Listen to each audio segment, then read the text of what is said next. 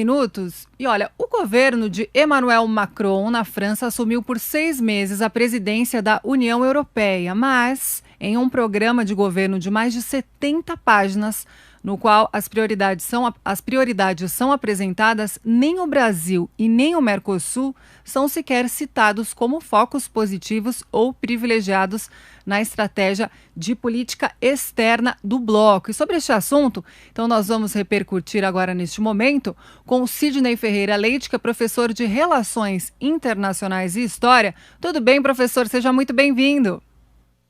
Tudo bem, um grande prazer estar aqui. Prazer é nosso, professor. Professor, eu queria abrir rapidamente essa entrevista te perguntando justamente para que serve essa presidência rotativa da União Europeia e o que significa na prática essa presidência da francesa no bloco aí por 6 meses, né? Quais são as atribuições justamente que eles terão a partir de agora? Olha, talvez esteja se dando uma dimensão maior para esse momento em que a França assume o Conselho, exatamente porque daqui a 3 meses nós teremos as eleições na França, em que o Macron é um dos candidatos. Porque a União Europeia ela é muito bem estruturada, ela está completamente institucionalizada e tem os seus organismos que funcionam com certa independência e autonomia, inclusive em relação à interferência dos Estados. Então, na prática, é muito mais um cargo, não é, ocupado interinamente por 6 meses, que tem um aspecto mais, eu diria, simbólico e diplomático do que efetivo, até porque seria pretensioso demais imaginar que em 6 meses esse cargo rotativo pudesse fazer grandes alterações em processos burocráticos, em projetos que já estão em curso há alguns anos, né? Então está chamando atenção exatamente porque o Macron ele precisa de uma visibilidade política interna, né, na França para vencer as próximas eleições. Mas do ponto de vista efetivo, o cargo não tem o peso e a dimensão que se imagina, já que estamos falando de um bloco econômico que talvez seja aquele melhor institucionalizado. Importante a sua resposta, professor, porque realmente passa essa impressão de que agora a França será a presidente da União Europeia e que ela vai tomar todas as decisões a partir de agora. Mas, pelo que o senhor está colocando, na prática as coisas não são bem assim. Entretanto, professor, a gente não pode deixar de destacar que a gente tem acompanhado justamente a relação do Brasil com outros países e nos últimos 3 anos a gente percebe esse desgaste aí que existe entre o Brasil e a França por conta da figura justamente de Emmanuel Macron e o presidente Jair Bolsonaro. A França deixa muito claro aí uma certa irritação, é até explícita, né, essa relação aí conflituosa entre essas duas figuras. Isso poderia, professor, de alguma forma prejudicar o Brasil nesse momento? Eu acho que essa é uma questão central, né? É preciso a gente destacar, e aí a história é muito útil nesses momentos, que esse mal-estar nas relações entre Brasil e França não começaram agora.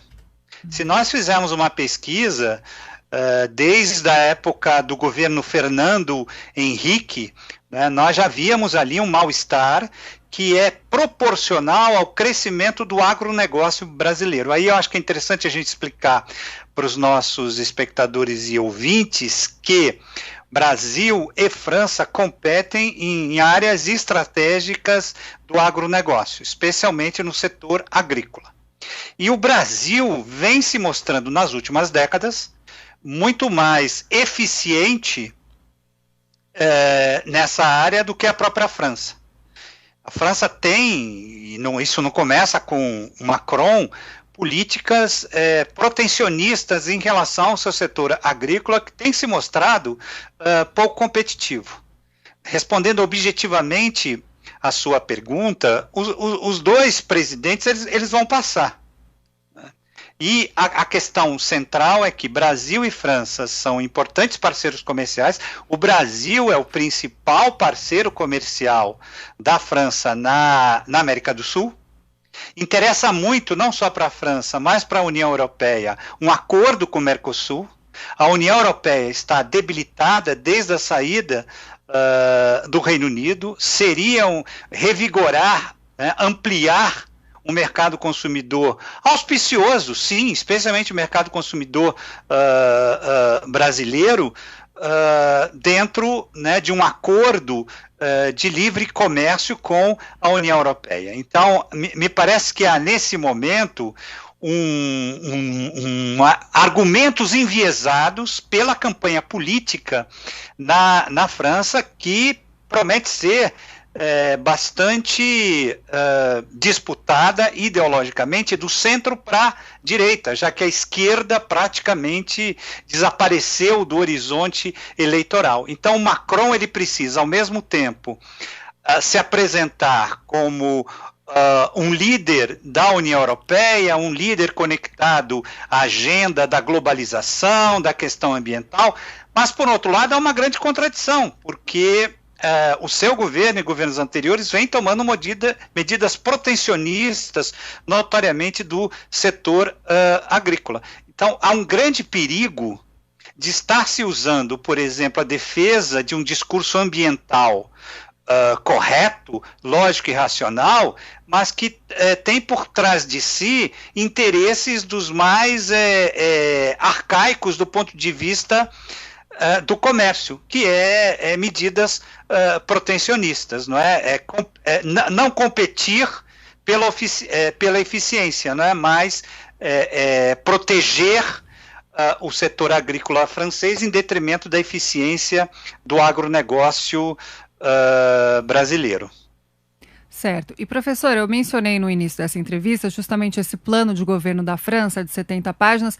Como eu disse, que o Brasil e o Mercosul não foram citados como focos positivos e que para muitos demonstra claramente que nós estamos fora das prioridades aí da política externa do bloco, né? Que a gente supostamente ficaria aí escanteado, deixado de lado pelos próximos 6 meses. Além de tudo, pegando um gancho no que o senhor colocou, Macron estabeleceu também no programa de governo a necessidade da criação de barreiras contra produtos que eventualmente resultem justamente ali no desmatamento.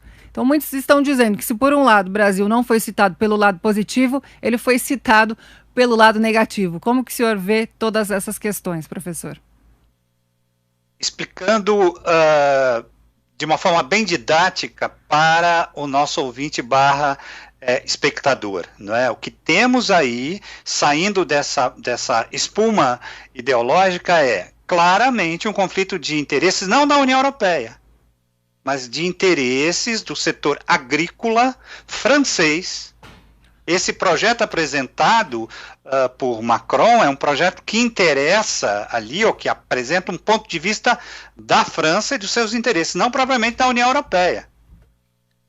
Provavelmente a Alemanha, que tem também os seus interesses, e a outra potência que hoje está dentro do bloco, não vai corroborar, não vai fechar com todos aqueles argumentos. Se nós prestarmos atenção no documento, eu tive a oportunidade de ler, ele é um documento de natureza política, que neste caso específico do Brasil, do Mercosul, confronta com essa percepção de que teríamos uma União Europeia e uma França e um Macron comprometidos com uma agenda ambiental, e o Brasil e a América do Sul e o Mercosul descomprometidos com essa agenda ambiental. Isto é parte verdade. Isso, a rigor é uma falácia, porque se nós recorremos a uma visão mais ampla, nós estamos falando de uma área economicamente desenvolvida já há alguns séculos, com uma área em desenvolvimento, em crescimento.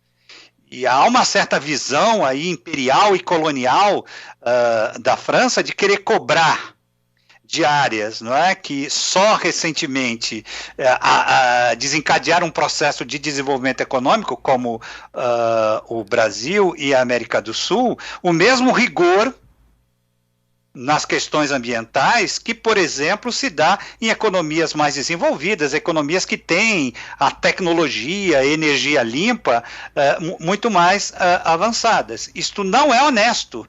Né? Isso implica numa falácia de querer comparar situações históricas de desenvolvimento econômico muito diferentes. A economia clássica brasileira, que remonta a Celso Furtado, fala muito bem sobre as trocas desiguais, a questão de centro e periferia.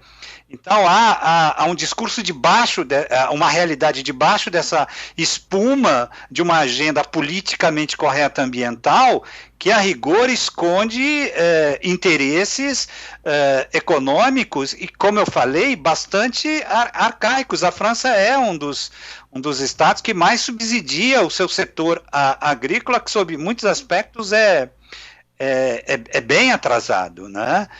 Então, para o nosso ouvinte ter isso bem claro do uso político, Macron mandou colocar no Arco do Triunfo a bandeira da União Europeia, que a oposição pediu para ser retirada. Então, há um forte uso político e ideológico de Macron, de querer se mostrar dentro de um vazio político com a saída da Angela Merkel, né, como grande líder da União Europeia.